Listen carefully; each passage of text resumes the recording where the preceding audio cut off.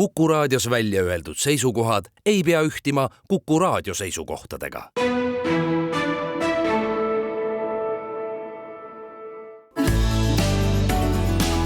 Keskpäevatund. Kuula nüüd.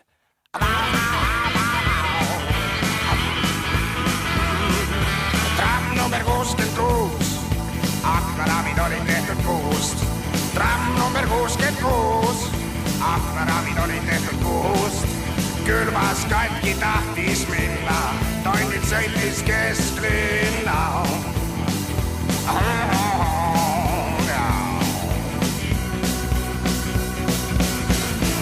Järgmine peatus vineerib.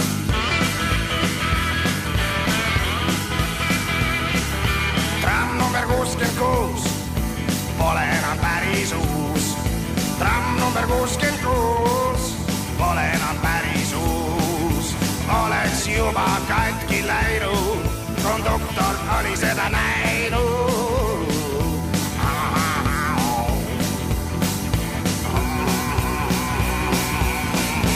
Järgmine peatus kosmos.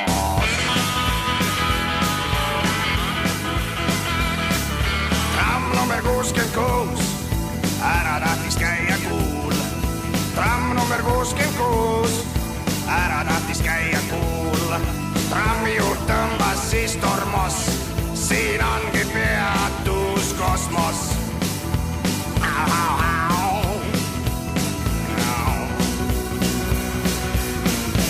Viimane peatus.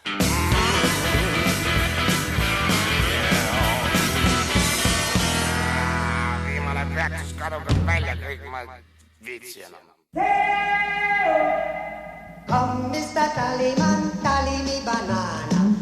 Uudiseid koduvabariigist.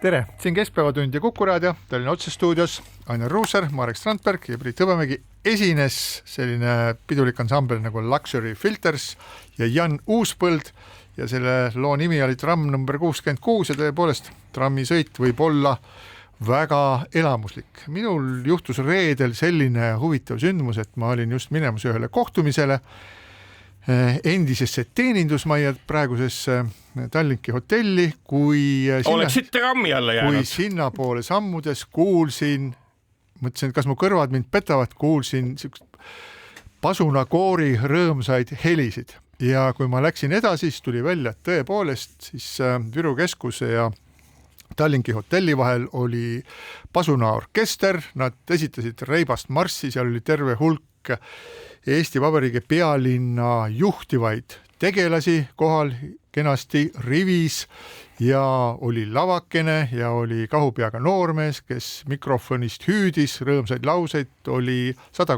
pensionäri, kes kõike seda ümbritsesid. Trammiliin muidugi käima ei hakanud, aga jah, nüüd ma ruttasin ette sündmustest, see oli siis Uue Sadama trammiliini jupikese avapidu ja hetkeks tundus mulle, et ma olen liikunud läbi aja, läbi aastate väga kaugele, kuskile 1920 aastate Nõukogude Venemaale, kus väike Vassiuki linnas avatakse uus trammiliin. Need, kes on lugenud kunagi selliseid teoseid, nagu näiteks Ilfi ja Petrovi Kuldvasikas ja 2 Estolia mäletavad, et kuskil kaugel Venemaal oli selline välja mõeldud väike linnake, väike Vassiuki, mis tahtis ennast mängida suureks, just nagu Tallinn, ja kavatses korraldada planeetide vahelise malekongressi ja siis ühtlasi avada ka uue trammiliini selle auks. Ja see naljakas trammiliini avamine tekitas minus kõiki selliseid mõtteid. No ja Tallinn ei ole välja mõeldud linnake ja tramm ei ole välja mõeldud sõiduvahend. Tramm on tegelikult ennast tõestanud kõigis suuremates linnades, kus trammiliiklus on ja tramm on tõepoolest suurepärane transpordivahend, mina julgen küll nii öelda ja tegelikult see millest Priit räägid, mulle natuke arusaamatuks, sellepärast, et idee sadamast trammiga lennujaama, vahepeal bussijaama juures peatus on ju iseenesest suurepärane.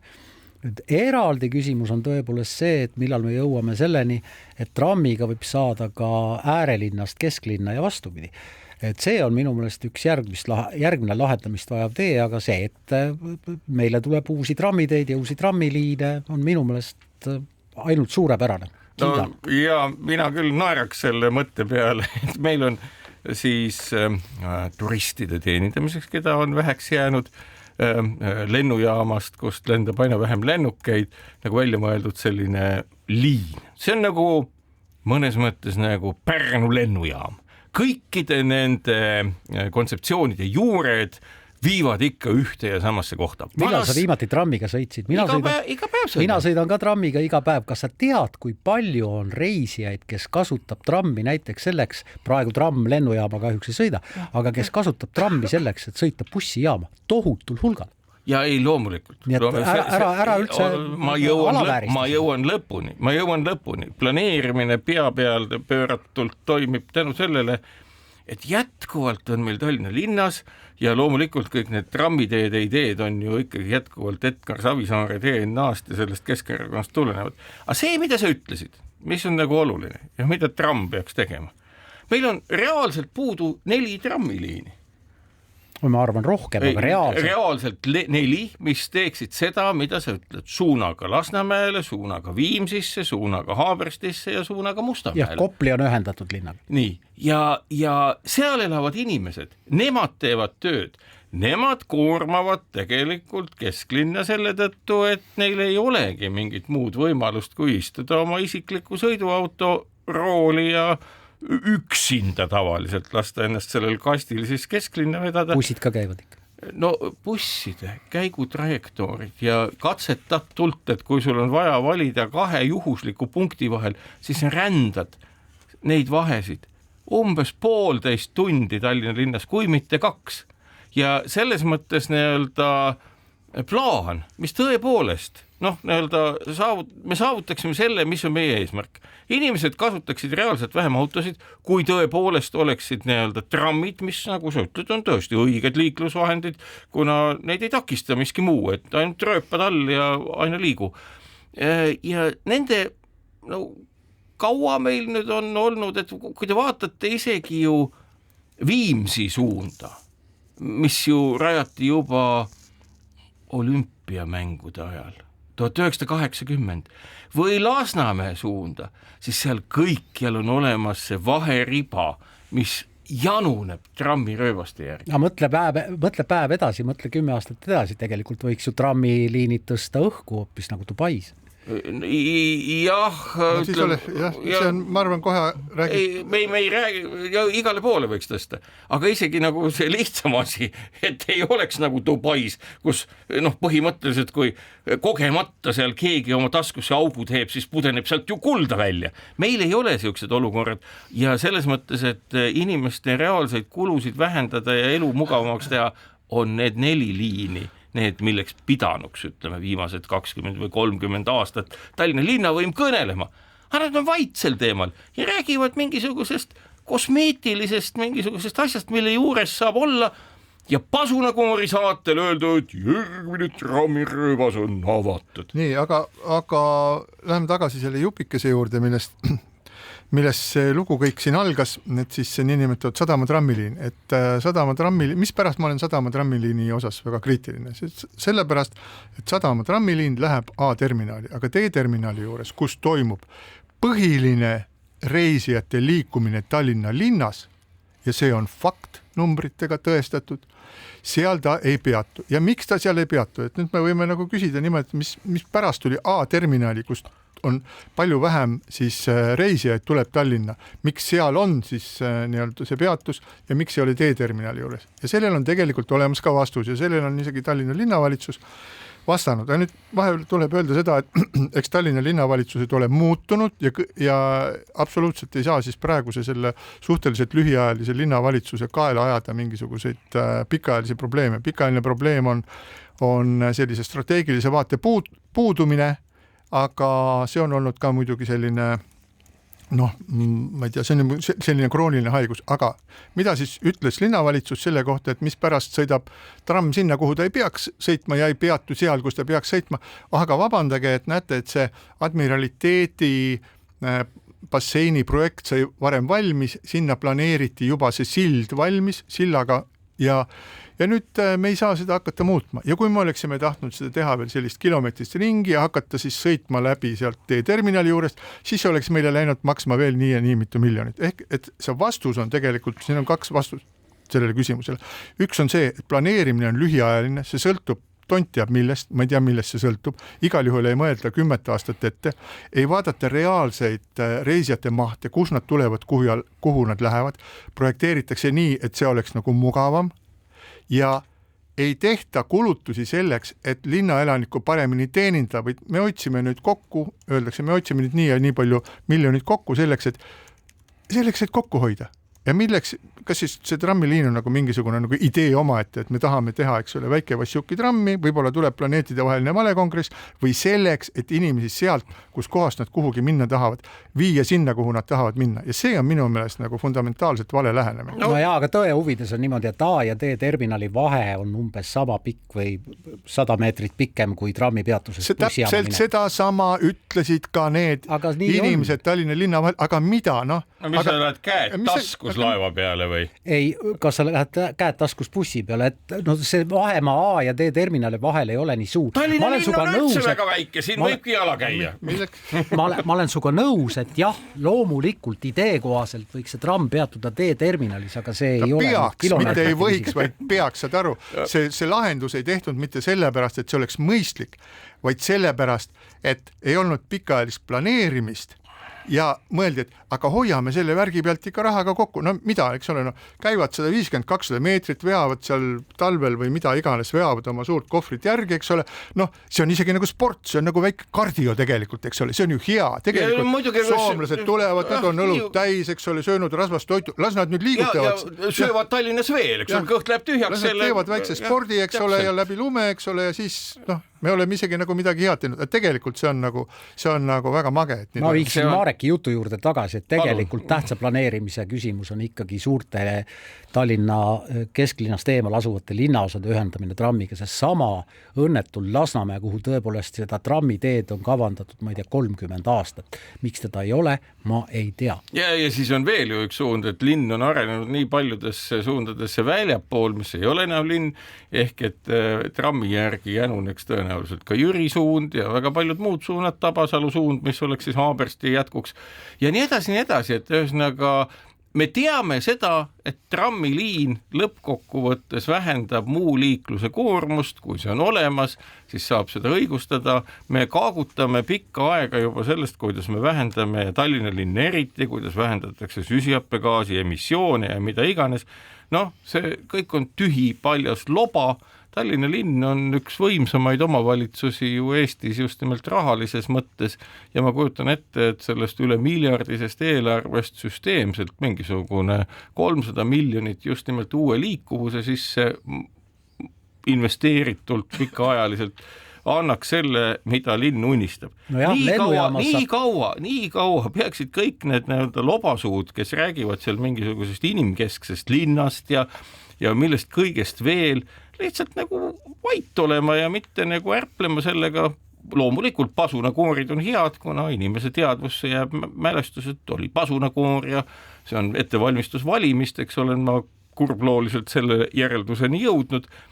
Aga jah, et ega ju, mida me teeme? Tühja tähjaga tegeleb linnavalitsus edasi täpselt samamoodi nagu uus retoorika on tulnud, uus sõnakasutus. Lennujaamas saab sadamasse, lennujaamas saab raudteejaama. Ei saa täna, ei saa lennujaamas saab raudteejaama, lennujaamas saab bussijaama ja vastupidi. Täna ei saa lennujaama. Riias ei saa trammiga lennujaamast bussijaama ja lennujaamast raudteejaama. Helsingis ei saa trammiga lennujaamast sadamasse. Hämmastaval moel. Helsingi lennujaamast lendab oluliselt rohkem lennukeid kui Tallinna oma. Hämmastavalt Riiast ka. Just, et küsimus on siis selles, et kas transpordi terviklikkus on küsimus trammiliini olemasolust. Ehk et veel kord, ma ütlen seda, kogu see tants ja trall on koostöövõimetud seltskondade asendustegevus, igaüks näitab seda, kui tubli ollakse ja põhimõtteliselt, me võimegi öelda, et ja Guinessi rekordilaamatusse me saame panna, et Tallinna linn tõepoolest on koht, kus trammiga saab sadamast lennujaama, aga paraku peame ütlema, et sealt väga palju lennukeid ei lenda. Ja, aga ma loen nüüd ühe pealkirja. Pealkiri on aastast augustis 2023, praegu on teatavasti 2024. Abilinnapea Svet trammiga ei saa Tallinnas lennujaama veel vähemalt 2 aastat ja see on seotud Rail Balticu ehitamisega selleks, et ehitajad ütlevad, et selleks tuleb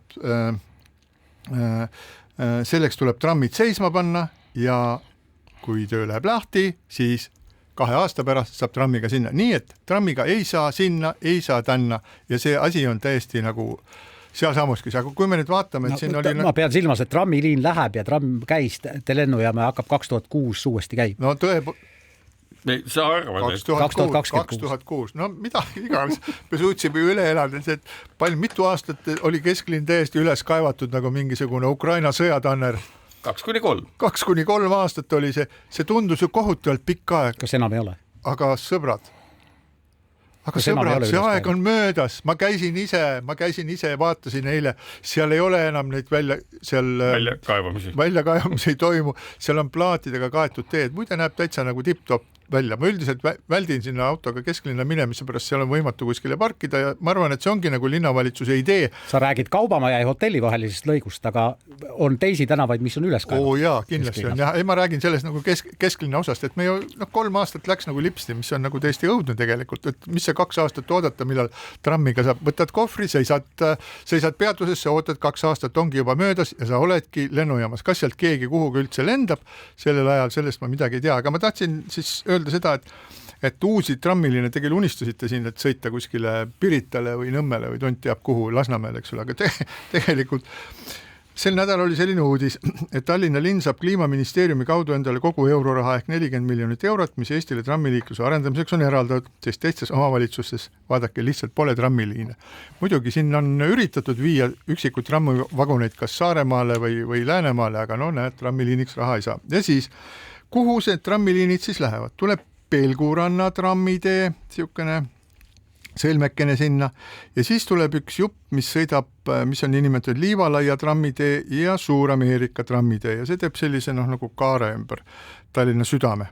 Ja siis see Pelguranna trammitee ulatub siis Stroomi randa, sealt saavad inimesed hakata siis mööda seda Kopli trammiliini Tallinna südamesse jõudma, see Suur-Ameerika ja Liivalaia, see tekitab minust küll nagu kummastust, et milleks seda tegelikult vaja on, aga kui me vaatame nüüd seda, kuidas Tallinnas neid trammiliine siis planeeritakse, siis tehakse mitmesuguseid huvitavaid plaane, kui inimesed on kuskil seal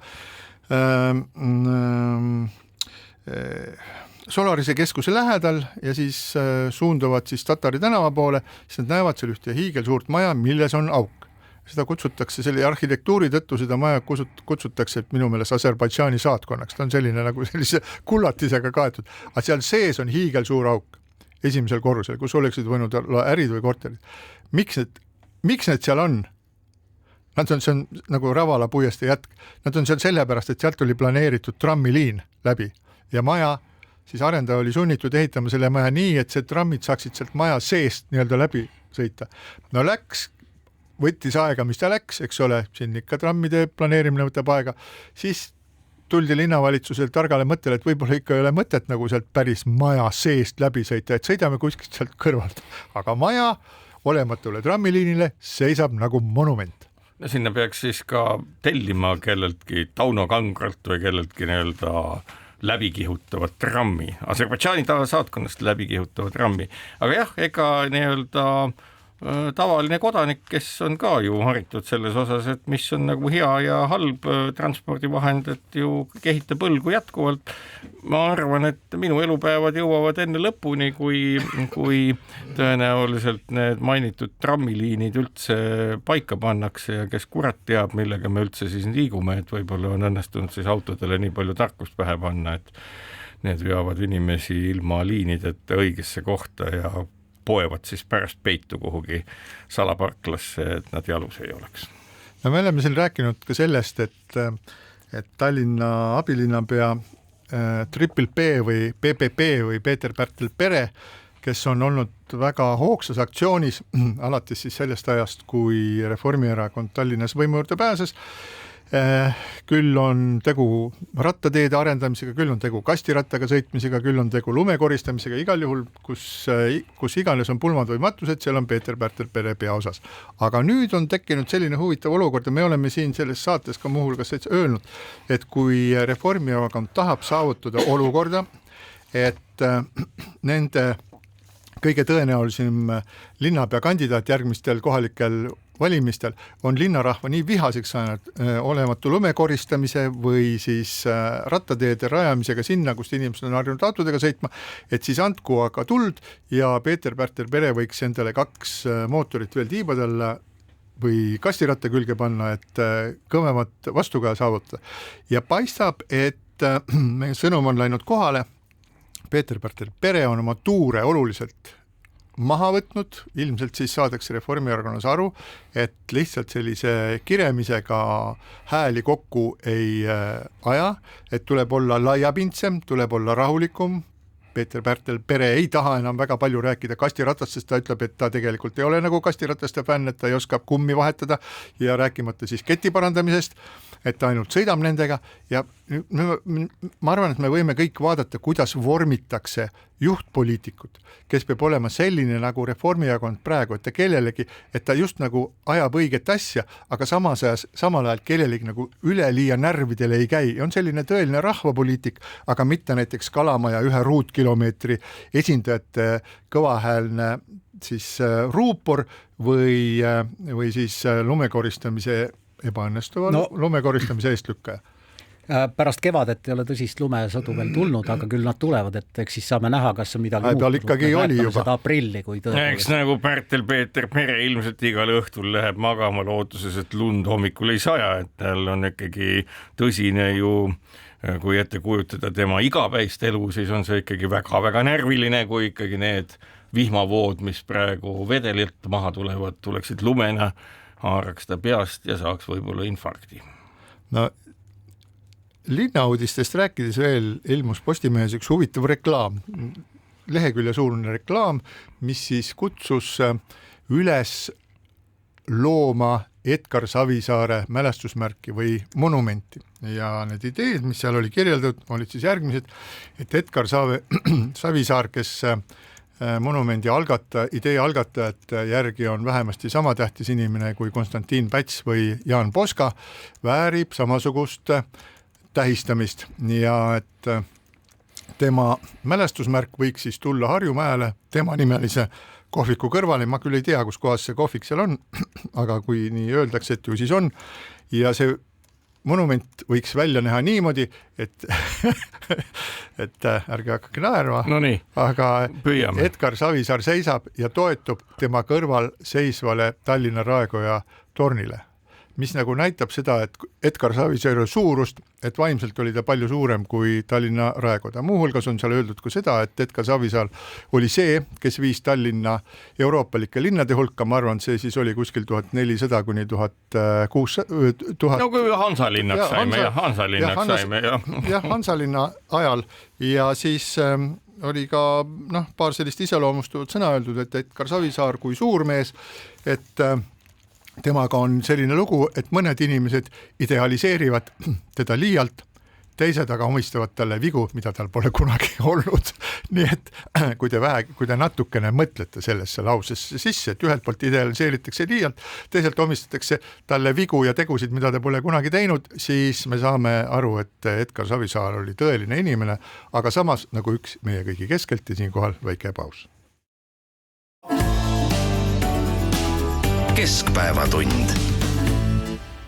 Ja Keskpäevatund jätkab, Tallinna otsestuudios Ainar Ruussaar, Marek Strandberg ja Priit Hõbemägi ja räägime nüüd militaarsetel teemadel ja alustame tuuleparkidest. Tuulepargid on teatavasti üks selline teema, mis on tihedalt seotud kõikvõimalike kliimaeesmärkide kohta.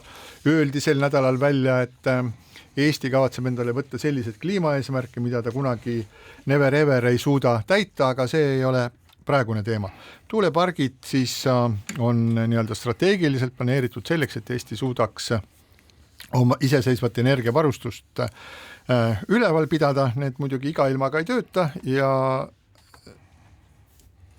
nende planeerimise juures on olnud sellised huvitavad küsimusi, et kas neid tehakse 4 teravati mahus või 2 teravati mahus, kõik nende mahtude muutumised on olnud avalikkusele üsna salapärased, aga see selleks. Aga meie tänase saate küsimus on see, et sellel nädalal siis tuli avalikkuse ette see, et olemasolevad tuulepargid ja ka planeeritavad tuulepargid siis võivad endas kujutada ohtu Kaitseväe radaritele, mis tegelevad signaalluurega. Ja signaalluure, mis on siis suunatud peamiselt Venemaa poole, püüab sealt kõikvõimalikke signaale, jupikesi, katkestusi, mingisugust infot ja seda siis kas dešifreerib, krüpteerib lahti, teeb midagi teist, 3., 4., et sellest aru saada, mis siis teisel pool sõjaväeosades ja mujal räägitakse. Ja see ei ole mitte ainult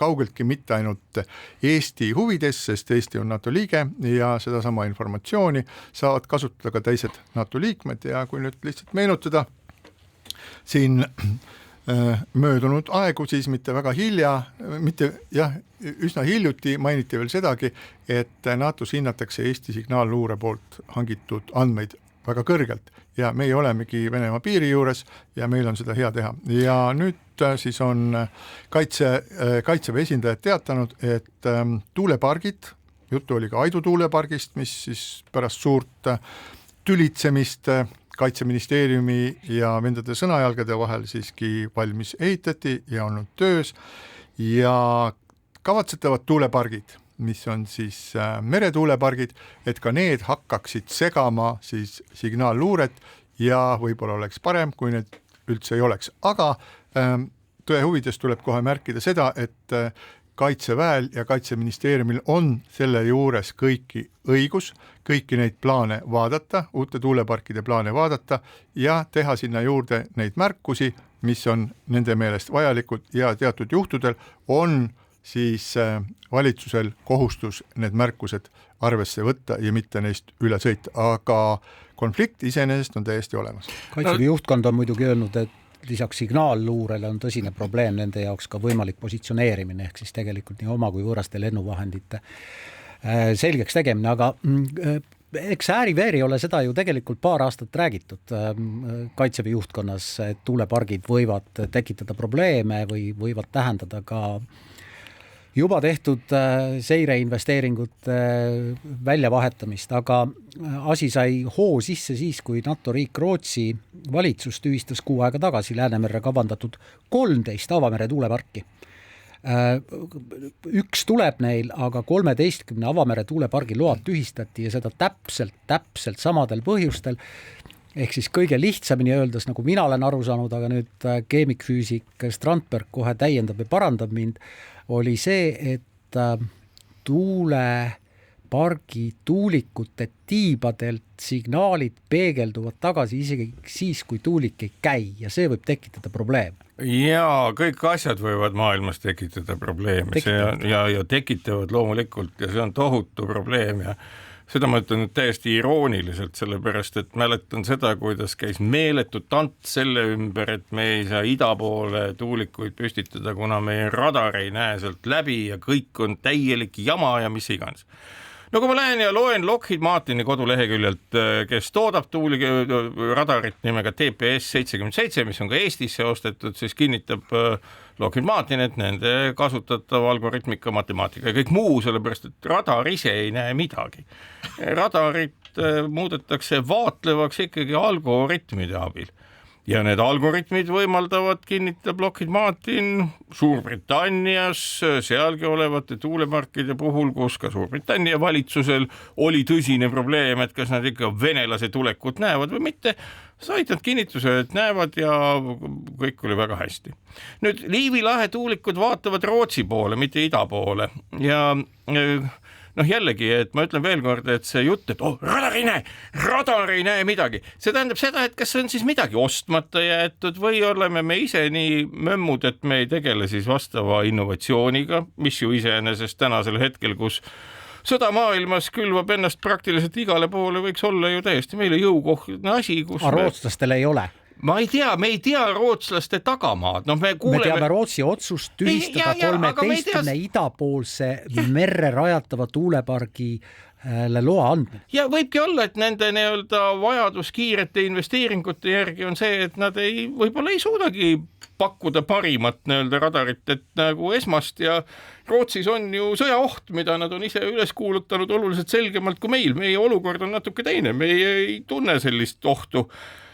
Ja see pilt on nagu täiesti erinev, ehk et kopeerida seda Rootsi väidet on minu meelest üsna kohatu, seda enam, et meie räägime läände ette jäävatest tuuleparkidest, mitte itta ette jäävatest tuuleparkidest. Ja nüüd kui veel natuke innustada meie kaitseväelasi siis selles osas, et kus võiks siis innovatsioon ja inseneeria olla, vaadake, kui teil on radar ikka siuke maad ligi, et sellega te otse näete võib-olla mingi 20 kilomeetrit või kui sedagi 10 või umbes nii palju. Tuuliku masti kõrgus on 180 meetrit.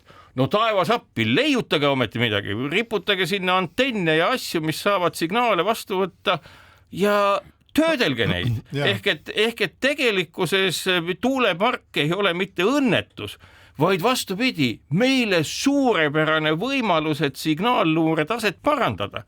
Ja sellise mulle tundub, et see on nagu sellise kaitseväelase kui valmiskauba ostja selline jauramine, millel ei ole väga teaduslikku alust, mis on selline pinnapealne ja põhineb samal, mida me oleme ennem ka kuulutanud. Kõik on väga hirmus. Okei. Ma saan aru, et sa nagu läbi lillede ütled, et kaitseväge juhivad lollid, nad ei saa aru ei teadusest, tehnoloogiast, mitte midagi, nad on ainult nagu karbitoote ostjad ja rapsivad. Kas see ei ole mitte lolluse küsimus, see on nagu väljaõppe küsimus. Ehk et nagu ongi karbitoote ostjad. Meil ongi karbitoote ostjad. Lähme nüüd sinna küsimuse juurde tagasi, et kas sa tahad öelda, et Eesti Vabariigi kaitseväe luureülem ja kõik, kes on signaali elektroonilise luurega seotud, et need ei saa aru asjadest, sa küll saad nendest asjadest õigesti aru, te ei ole oma vahel nagu kokku sattunud kunagi. Nemad ei saa sellest asjadest aru ja suhtuvad asjasse. Ei, ma arvan, et see on pinnapealne väide ja seal taga võib olla hoopis midagi muud, ehk et me ei saa ju, kuulge, inimesed, me ei saa ju suvaliselt võtta kellegi väidet, kes teab, et ta saab oma väidet kaitsta väga erinevate argumentidega. See kõik on salajane. Me ei saa teile detailideni rääkida. Kui ma võtan oma kogemuse radarite ja signaaliluure valdkonnast, mis on ka üsna hea, ütleme nii, ma ei ole inimene tänavalt, kes nagu lihtsalt arutab selle üle, siis signaalide töötlemine on see, mida, mis ohkad? Putin võtab su tööle. Kuulake palun lõpuni. Härra Strandberg. Ja, kuulake palun lõpuni. Ja selles kas mõttes, saate lõpuni? Ei, natukene hetk veel. Ja selles mõttes ei ole see kuidagi nagu tõsiselt võetav. Okay, härra Strandberg, sa väidad, et kaitseväe juhataja Alon Meril on luurejuht Ants Kiviselg, mereväe ülev Ivo Värk on esinenud pinnapealsete väidetega. Need on millestki muust tulenevad väited, meil on käimas rööbiti tohutu energiasõda, millest energiat teha, kuidas energiat toota, meil ei ole kuidas keskkonna eesmärke täita nii, et ei saastaks, aga saastame. Ja, loomulikult, me teame seda, et on olemas ka vastupidise väite esitaja, kes ütleb, et teate, teeme tuumajaama, siis on radarid kõik näevad igale poole ja nii edasi. Ehk et see pilt on palju laiem ja see, et meil on nagu kaitseväelased ühte siin platsi peal ja me näeme seda, kuidas kaitseminister Hanno Pevkur on väga vait ja nii edasi. Me tahaks nagu rääkida asja sisust, aga me teame, et me ei saa rääkida asja sisust, sellepärast et tegelikult natuke me ju räägime. Kui me ütleme seda, et meie signaalluure ei tule toime tuulikutega ja näiteks seesama Lockheed Martin ütleb, et teate, et meie radar tuleb küll toime tuulikutega ja tuuleparkidega, siis kusagil on ebakõla ja see ebakõla on täiesti huvitav. Mul on ettepanek, et pöördun siin kohe Andrus Meriloo ja siis luurejuhi Kiviselja poole, et kutsuge see Strandberg endale küll, ta räägib teile kõik ära, kuidas asjad päriselt on ja siis me saame Eesti Vabariigis nende asjadega edasi minna. Ajakirjanikud, teil on nagu kummaline soov naeruvääristada fakti ja fakt on selles, et inimesed, kes saavad ennast kaitsta argumentatsiooniga, et me ei saa rohkem rääkida, kui öelda, et see ei sobi. See on ebausaldusväärne. Ma ütlen sulle täitsa ausalt. Rootsi valitsus tühistas 13 avamere tuulepargi ehitusluvad. Idapoole mõned kuud vaatava tagasi tuulepargi. eksis Ukraina suunast tulistatud droon, Lätti ja Läti kaitsejõudude juhtkond ütles, et pagan, me ei avastanud seda drooni sellepärast, et tuulepark oli ees. Ja kõik argumendid tulevad võetakse. Strandberg, rahu. Sind kutsutakse kaitseministeeriumisse, sinuga räägitakse, sulle antakse rohtu, sa rahuned ja siis sa saad aru. Vaata, oma teadmatuse põhjal võid sa püüda siin naeruvääristada, aga nii-öelda matemaatika vastu ega füüsika vastu paraku ei saa isegi kaitseväe juhataja oma ma ei ole siin matemaatikat ega füüsikat kuskil näinud, sa ei ole sellest ka nagu rääkinud, aga ma ütlen, et ma lihtsalt kohtusin möödunud nädalal nii kaitseväe juhataja kui ka luurejuhiga ja kuulasin nende juttu. Ja mida nad rääkisid sulle? Ja nüüd ma kuulan sind ja mina saan hinnata, kuna ma ei ole sellel alal ekspert. Aga kuidas sa saad hinnata, kui sa ei ole sellel alal ekspert? Mida sa hindad? Ja üldse ühiskond ongi täis ekspertide omadustest puuduvaid inimesi, kes hindavad. Kas kaitseväe juhataja ja luureülem on nagu eksperdid, kellel ei ole asjast midagi teada? Aga millised eksperdid sa oled läinud täitsa huvitavale teele, aga ma tahtsin sulle lause lõpetada teistmoodi. Et kui ma panen kõrvuti kaitseväe juhi ja luureülema kompetentsuse omal alal. Nende kompetentsus luurata.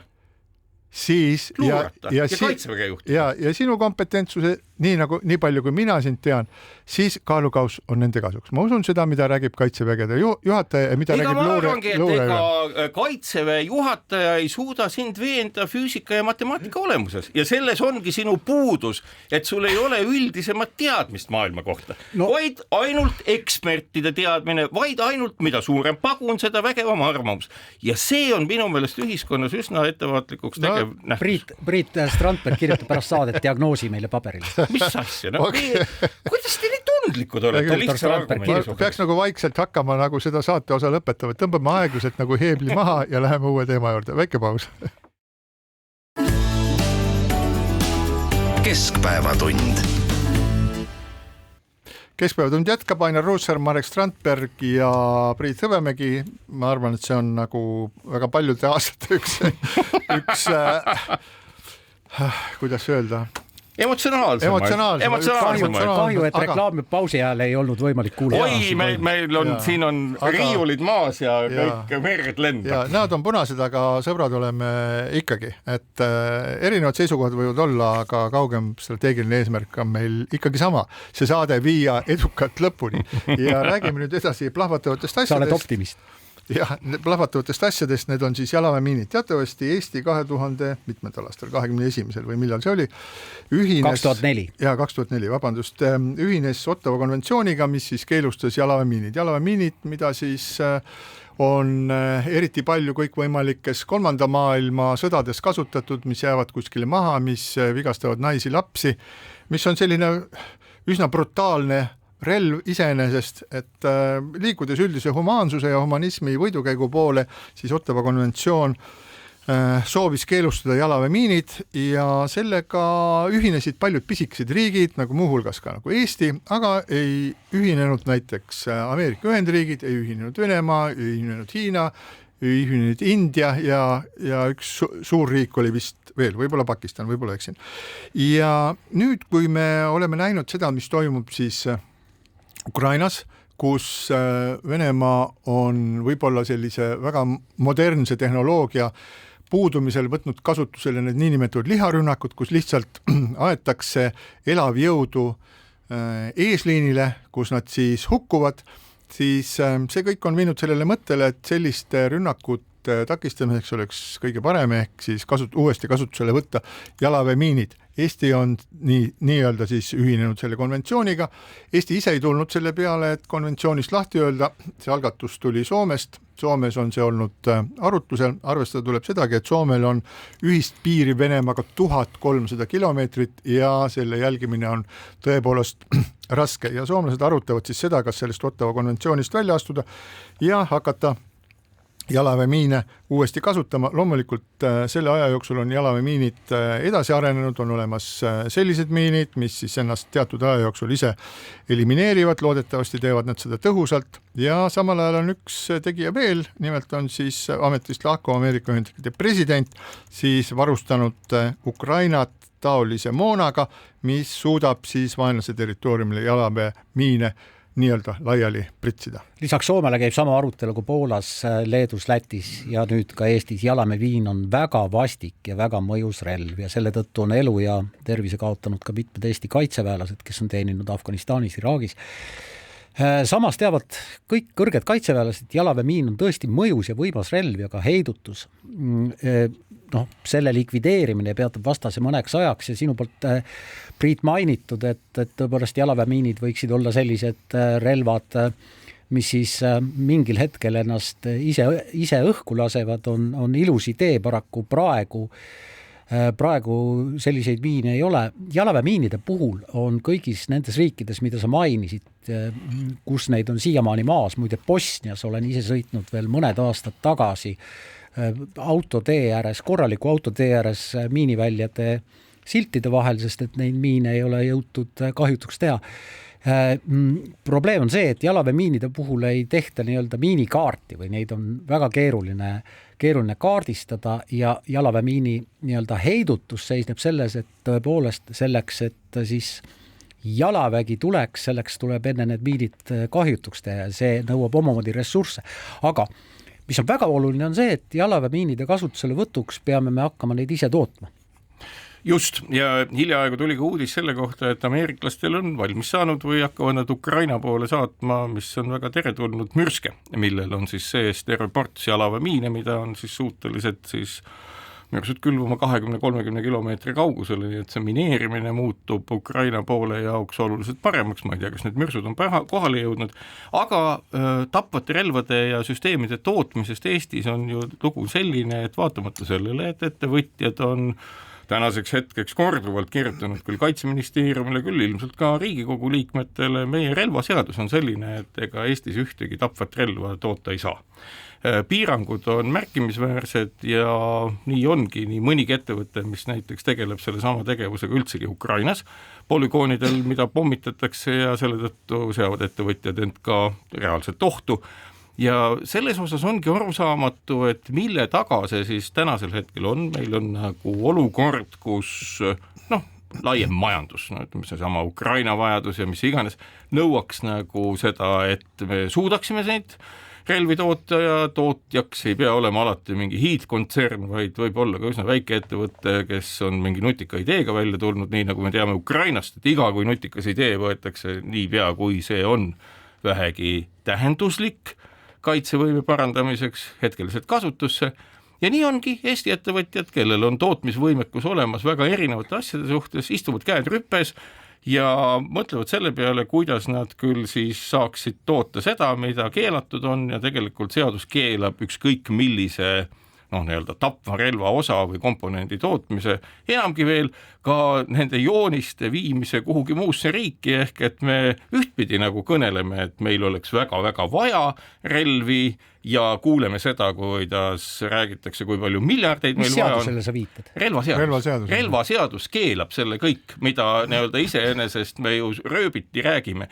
Me räägime, kuidas meil oleks vaja miljardeid kulutada relvade peale ja hoiame oma ettevõtjaid nii-öelda lühikese lõa otsas, et ärge teie jumala pärast minge seda tootma ja ettevõtjad on kergelt öeldes nagu hämmingus, miks see jätkuvalt nii on, miks ei lasta nii-öelda tootmist vabaks kohtades, kus tellimus, ka sisetellimus, selle sama nii-öelda miljardite viisi tänu järgmisel aastal kasvavatele maksutuludele ju ootamas on. Kas see ei ole mitte nii, et seal see relvapark, mida siis on planeeritud sinna Ämarisse, et selle relvastuspargi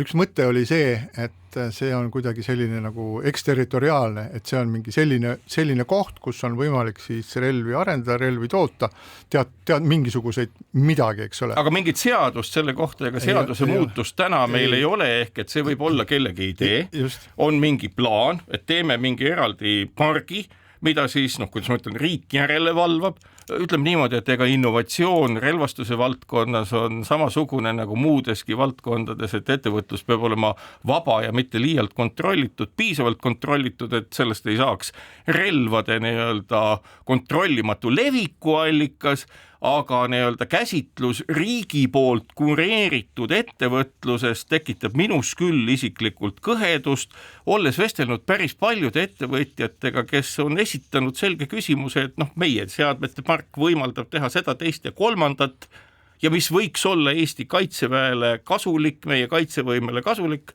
meie patriootlikud ettevõtjad istuvad tõesti praegu üllatuslikult käed rüppes ja pigem otsivad, nagu ma ütlesin, kohti näiteks Ukrainas, kus oma tootmist üles ehitada, mida nad ka oma arusaan teevad oma innovatsiooniga ja minu meelest ei ole see üldse õige. Minu meelest on see nagu väga suure hulga A, ressursi raiskamine ja B, majanduskasvu kasutusse võtmata jätmine. Meie parlament on näidanud küll võimekust, et vajadusel seadusi ja näiteks relvaseadust ja teisi sellega seotud seadusi üsna kiiresti muuta, kui seda tõsiselt vaja on ja ma arvan, et sinu poolt viidatud seaduse muudatus tuleb lihtsalt vastu võtta. See tants on kestnud üle aasta. No aeg on ära lõpetada see tants, millele sa viitad ja mis on kestnud üle aasta, et jalaväemiin on tegelikult väga mõjus, aga üldse mitte väga keeruline relv.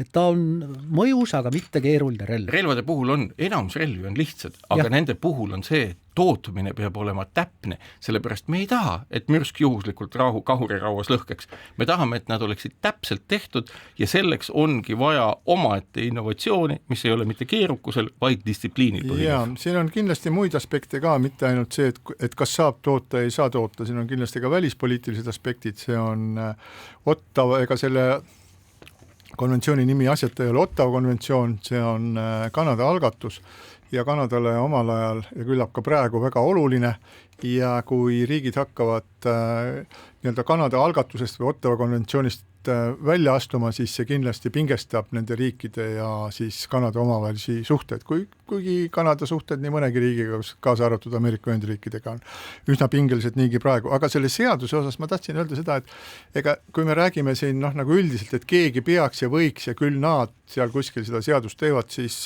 seaduse tegemise protsess on siiski nii, et seal on alati mingisugune kindel fookus, keegi seda asja peab ajama, kellegi jaoks peab see olema nende südameasi, keegi peab seda asja läbi viima, peab olema 1-2 suurt erakonda, kes seda asja tagant tõukavad, kes viivad saali, peab olema kõneisik, kes seda kõike esitleb väga hästi ja siis on sellel asjal nii-öelda šansse läbi minna. Seda seadust on vaja muuta ja selles seaduses midagi minu meelest on muudatud ja see on see relvade paigutamise osa. Siiani oli nimelt nii, et see relvaseadus keelas ka Eestis toodetud transpordivahendile relva paigutamise, mis tähendas seda, et neid Milremi asju, kui neil oleks paigutatud peale mingisugune relv, oleks neid olnud võimalik müüa võrreldamatult suurema hinna eest, kui siis, kui nad on lihtsalt raam ja roomikud. Aga siinkohal lõpetame oma tänase saate, täname teid kõiki kuulamast, tuli väga emotsionaalne ja tore hommikupoolik ja kohtume taas nädala pärast.